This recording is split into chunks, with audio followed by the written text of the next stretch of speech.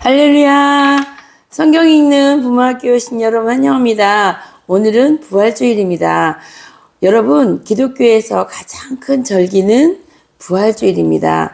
우리가 이 부활주일을 지나면서 어떻게 부활주일 유래가 시작되는지 한번 알아보도록 하겠습니다.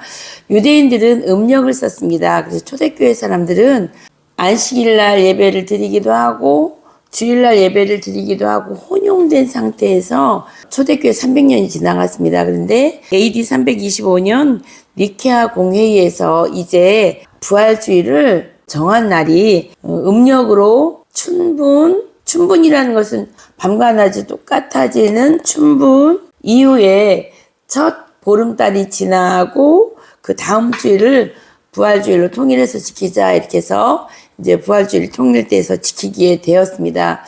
저는 부활절에 대한 굉장히 특별한 간증이 있습니다.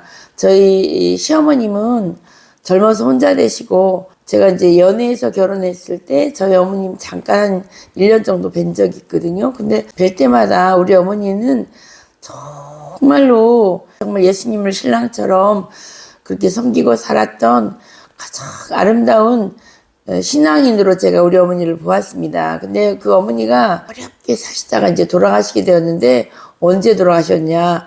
부활절 날 아침에 딱 예배드리는 시간에 하나님께서 부르심을 받아서 소천하셨습니다. 돌아가시기 전날 토요일 날이었는데 제가 이제 새댁이죠. 그때 새댁 38년 참 시간도 오래됐네요. 38년 전에 부활절 전날 나를 이렇게 앉혀라 그래서 이제 앉혀드렸더니 내가 마지막으로 널 이제 당부하고 유언한다 이러시면서 예수 잘 믿고 주일 성수 잘하고 11조 잘하고 예수 잘 믿어야 된다 이렇게 당부를 하시는 거예요. 근데 저는 속으로 제가 이랬어요. 미쳤냐. 주일날 예배 안 드리고 놀러 다니고 11조 낼 걸로 적금 들어서 빨리빨리 집 사고 부자 돼야지. 뭐 때문에 예수를 믿으라고 어머니 그러시는 거야. 이러면서 제가 어머니 말에 속으로 반항했었어요. 그리고 나서 엄청나게 연단을 받고 나서 나중에 이제 제가 예수를 믿게 되었습니다. 38년이 지난 후에 보니까 어머나 제가 어머니 유언을 거역하고 거절했지만 지금 돌아보니까 하나님이 얼마나 저를 이리 끌고 저리 끌고 연단하시고 또 연단하셔서 목사를 만들었는지 모르겠습니다. 하나님께 은혜 정말 감사하고 우리 어머니께도 정말 자랑스럽습니다. 제가 어쩌다 보니 하나님 은혜로 목사가 돼서 너무너무 감사하게 생각하고 38년 전 부활주일 날 우리 어머니께서 돌아가시면서 저에게 신앙의 유산을 남겨주어서 제가 인생에서 가장 아름다운 직분을 가지게 된 것을 하나님과 어머니 앞에 감사드립니다. 부활을 믿으십니까? 라는 주제로 오늘 은혜를 나눠보도록 하겠습니다. 로마서 6장 23절 죄의 싹은 사망이요 하나님의 은사는 우리 주 예수 그리스도 안에는 영생이니라. 죄의 싹은 사망이라고 합니다. 이 사망의 값을 지불하기 위해서 예수님이 십자가에 죽으시고 영생을 주셨습니다. 그러면 인간에게는 왜 죽음이 왔을까요? 이것은 창세기를 펴보면 금방 답이 나옵니다. 창세기 2장에 보면 하나님께서 이렇게 말합니다. 여호와 하나님이 그 사람에게 명하 이르실 때 동산 각종 나무의 열매는 내가 임의로 먹되 선악을 알게 한 나무 열매는 먹지 말라. 내가 먹는 날에는 반드시 죽으리라. 이렇게 동산 중앙에 생명나무와 선악과를 놓고 생명나무 먹고 영생을 누리고 선악과 먹지 마라 이렇게 하나님 분명히 먹는 날에 죽는다 이렇게 분명하게 말씀하셨어요. 근데 마귀가 와서 꼬시죠. 너 아니야. 이거 먹으면 네 눈이 밝아져서 하나님처럼 아주 고도한 능력자가 되기 때문에 하나님이 질투나서 못 먹게 하는 거야. 너 이거 먹고 네가 하나님 되면 하나님 필요 없잖아. 이렇게 해서 하나님과 인간을 관계 단절시키고 분리시키는 그 사단의 역할에 의해서 인간이 선악과를 탁 타먹습니다. 근데 하나님이요 바로 처방을 내려주십니다. 창세기 3장 15절 너 마귀와 여자 곧 인간이 원수가 되고 마귀의 후손도 여자의 후손 곧 예수님과 원수가 되게 하려니 예수님은 마귀의 머리를 상하게 할 것이요 마귀는 예수님의 발꿈치를 상하게 할 것이라 하면서 십자가 사건을 얘기하십니다. 이것을 우리는 원죄라고 하거든요. 인간이 최초의 죽음이 선포된 것은 선악과를 따먹고 하나님과 관계 단절이 되어졌기 때문에 인간에게는 하나님과 분리돼서 영적 죽음과 육체적인 죽음이 선포됐습니다. 창세기 3장 19절에 보면 내가 흙으로 돌아갈 때까지 얼굴에 땀을 흘려야 먹을 것을 먹으리니 내가 그것에서 취함을 입었음이라. 넌 흙이니 흙으로 돌아갈 것이니라 하시니라. 인간의 존재는 흙입니다. 우리는 아무것도 아니거든요.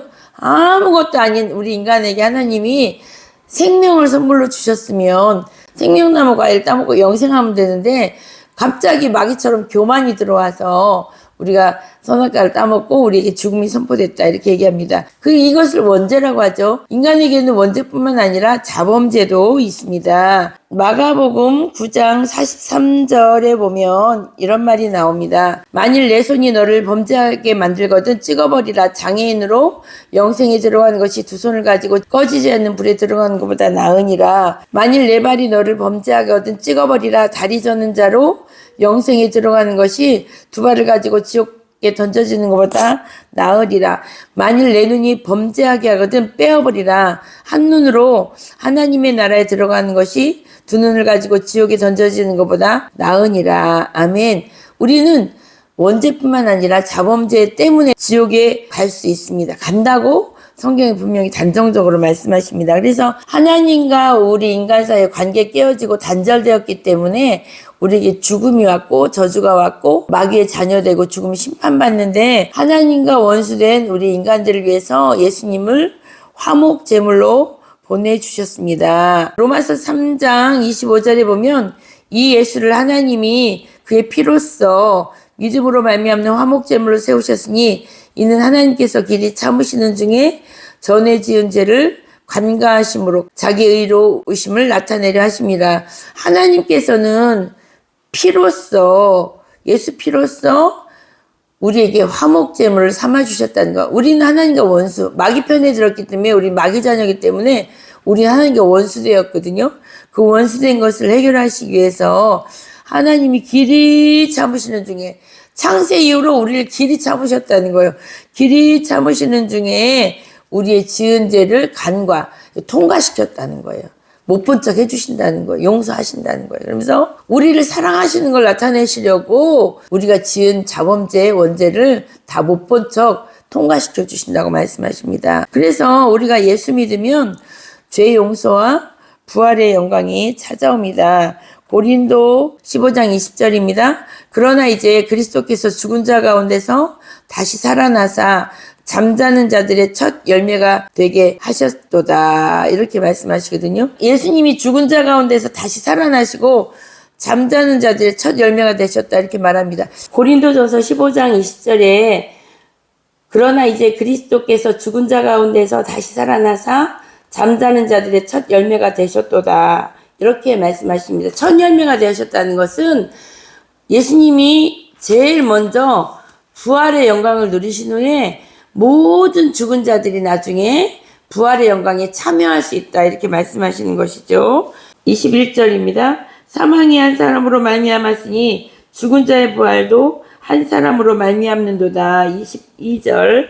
아담 안에서 모든 사람이 죽은 것 같이 그리스도 안에서 모든 사람이 삶을 얻으리라. 그러나 각각 자기의 차례대로 되리니 먼저는 첫 열매인 그리스도요. 다음에는 그가 강림하실 때 그리스도께 속한 자요. 그 후에 마지막이니 그가 모든 통치와 모든 권세와 능력을 멸하시고, 여기서 모든 통치와 모든 권세와 모든 능력을 멸하신다는 것. 이거는 사단의 계급을 얘기합니다. 모든 사단의 계급들을 다 멸하시고 하나님 나라를 아버지 하나님께 바칠 때라. 25절. 그가 모든 원수를 그 말 아래 둘 때까지 반드시 왕노릇 하시리니 맨 나중에 멸망받을 원수는 사망이니라. 우리 인간들이 제일 두려워하는 것은 사망이거든요. 하나님께서는 맨 나중에 멸망받을 최후의 원수는 사망이기 때문에 이 사망 권세를 완전히 깨뜨리기 위해서 예수님이 이 땅에 오셔서 십자가 지시고 부활하셔서 부활의 영광을 드러내 보이셨다. 이렇게 말합니다. 이제 하나님께서는 부활의 영광에 참여한 우리를 새로운 삶으로 초대하십니다. 에베소서 2장 1절 말씀입니다. 그는 허물과 죄로 죽었던 너희를 살리셨도다. 그때 너희는 그 가운데서 행하여 이 세상 풍조를 따르고 공중의 권세 잡은 자를 따랐으니 곧 불순종의 아들들. 자, 부활의 영광에 참여한 우리들은 앞으로 인생을 어떻게 살아야 될까요? 하나님이 우리에게 새로운 삶으로 우리를 초대하십니다. 에베소서 2장 1절부터 한번 읽어드리겠습니다. 그는 허물과 죄로 죽었던 너희를 살리셨도다. 여기서 그는 예수님이시죠. 예수님은 우리의 허물과 죄로 죽었던 우리를 살리셨습니다. 그때 우리가 이제 허물과 죄 가운데 있었을 그때에는 너희가 그 가운데 생하여 이 세상 풍속을 따르고 공중의 권세 잡은 자를 따랐으니 곧 지금 불순종의 아들들 가운데 역사하는 영이라. 우리가 예수 믿기 전에 세상 풍속을 따르고 공중의 권세 잡은 자, 곧 마귀를 따랐다는 거예요. 이 땅에는 두 종류의 인간이 있습니다. 예수 믿고 하나님의 자녀가 된 사람이 있고, 예수 믿지 않고 세상 풍속을 따르며 공중 권세 잡은 마귀를 따라 사는 불순종의 사람들이 있다는 거예요. 순종의 아들이 될 것이냐, 불순종의 아들이 될 것이냐는 어때요? 내 의지로 선택하게 달렸다는 것입니다. 3절, 전에는 우리도 다 그 가운데 살면서 우리의 육체의 욕심을 따라 지내며 육체와 마음에 원하는 것들 하여 다른 이들과 같이 진노의 자녀가 되었다. 다른 이들과 같이 본질상 진노의 자녀였더니. 참으로 중요한 말이 나옵니다. 우리가 전에는 육체와 마음이 원하는 것을 하여, 우리 예수 믿기 전에는요, 내 생각대로, 내 마음대로, 내 몸이 원하는 대로 그냥 낙엽 굴러가듯이 막 사는 거예요. 이런 것이 하나님이 볼 때는 본질상 진노의 자녀라는 거예요. 뿌리부터 우리가 하나님 앞에 진노와 막 불같은 화를 받을 수밖에 없는 타락한 자녀라는 거예요. 그러나 4절, 긍휼이 풍성하신 하나님이 우리를 사랑하신 그 큰 사랑으로 인하여 우리가 본질상 진노의 자녀였는데 하나님의 큰 사랑으로 말미암아 5절, 허물로 죽은 우리를 그리스도와 함께 살리셨고 그때 너희는 은혜로 구원을 받은 것이라. 은혜로 구원을 받았다는 것은 공짜로 구원을 받았다는 거예요. 은혜는 공짜를 얘기하는 거거든요. 값없이 받는 것, 이걸 은혜라고 그래요. 공짜로 너희가 구원을 받은 것이라. 6절, 또 함께 일으키사 그리스도 예수 안에서 함께 하늘에 앉히시니. 이 지옥 구덩이에서 불러 일으키셔가지고 어디 앉히세요? 하늘에, 하나님 옆에 앉혀주신 거예요. 그리스도 예수 안에서 함께 하늘에, 예수님과 함께 하늘에 앉게 계신대요. 7절, 이는 그리스도 예수 안에서 우리에게 자비하심으로 그 은혜의 지극히 풍성함을 오는 여러 세대에 나타내려 하심이라. 예수 안에서 우리에게 자비하심을 베풀었기 때문에 그 은혜의 지극히 풍성함을 맛본 사람은 많은 사람들에게 하나님의 사랑과 은혜를 전달할 수 있다는 것이죠. 여러분, 우리 전도해야 됩니다. 이웃들에게 전도해야 되고, 또한 우리 자녀들에게, 여러 세대에게, 우리 자녀들에게도 꼭 예수님에 대한 소식을 전달해야 됩니다. 제가 요즘 세대를 보면 참 걱정되고 두려운 것이, 엄마들이 자녀를 키울 때 국영수 열심히 가르치고 운동 열심히 가르치고 머리를 발전시키고 육체를 발전시키는 건 열심히 잘합니다. 그런데 영적인 사실은 굉장히 등한히합니다. 육체를 다스리는 건 마음이고 마음을 다스리는 건 영혼이거든요. 영적인 지식이 있어야 이 땅에서도 흔들리지 않고 반석 위에 그 인생이 세워지는 건데, 요즘 학부형들이요, 굉장히 자녀들을 영적인 이 진리의 말씀으로 자녀를 가르치지 않습니다. 하나님께서는 뭘 원하시냐? 이는 그리스도 예수 안에서 우리에게 자비하심으로 그 은혜의 지극히 풍성함을 오는 여러 세대에 나타나려 하십니다. 나 혼자 구원받아서 성공한 게 아니고 내 주변에 있는 모든 많은 세대들에게 이 복음을 전파하기 위해서 우리를 값없이 공짜로 영생의 선물을 우리가 받았다는 거예요. 8절 너희는 그 은혜로 인하여 믿음으로 말미암아 구원을 받았으니 이것은 너희에게 난 것이 아니요 하나님의 선물이라.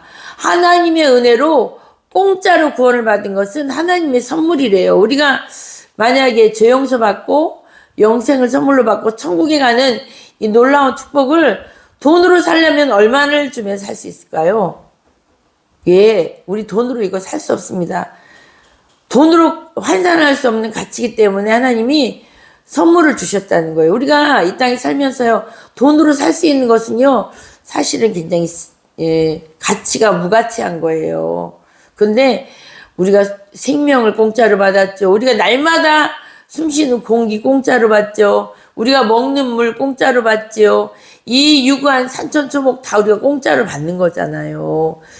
가장 비싸고 생명에 연결된 가장 정확한 모든 것들은 하나님이 선물로 공짜로 주셨다는 것입니다. 그래서 이것도 영생과 부활의 선물도 하나님이 공짜로 선물로 주셨다고 말씀하십니다. 9절 행위에서 나는 것이 아니니 이는 누구든지 자랑하지 못하게 하려 함이라. 10절에 우리는 그가 만드신 바라 이거는 포이에마 이런 뜻인데 걸작품 이런 뜻이에요. 하나님 우리를 걸작품으로 만드셨대요. 하나님께서 우리를 지으시고 구원하신 목적이 우리를 구원하셔서 첫째 영원한 천국에 앉히시는 것, 두 번째 오는 여러 세대에게 선한 일과 함께 복음 전도하는 것, 이 두 가지입니다. 여러분 영생의 축복을 받은 자로서 일단 축하드리고요. 두 번째는 우리는 포이에마 걸작품입니다. 하나님의 걸작품으로서 오는 여러 세대에게 이 충만하고도 즐겁고도 감사한 부활과 영생의 선물을 많은 사람들에게 전파하시기를 주님의 이름으로 축복합니다. 오늘 부활절 얘기 여러분에게 잘 적용이 되셨나요? 다음 주에 더 좋은 것으로 만나 뵙겠습니다. 다음 시간에 만나겠습니다. 감사합니다.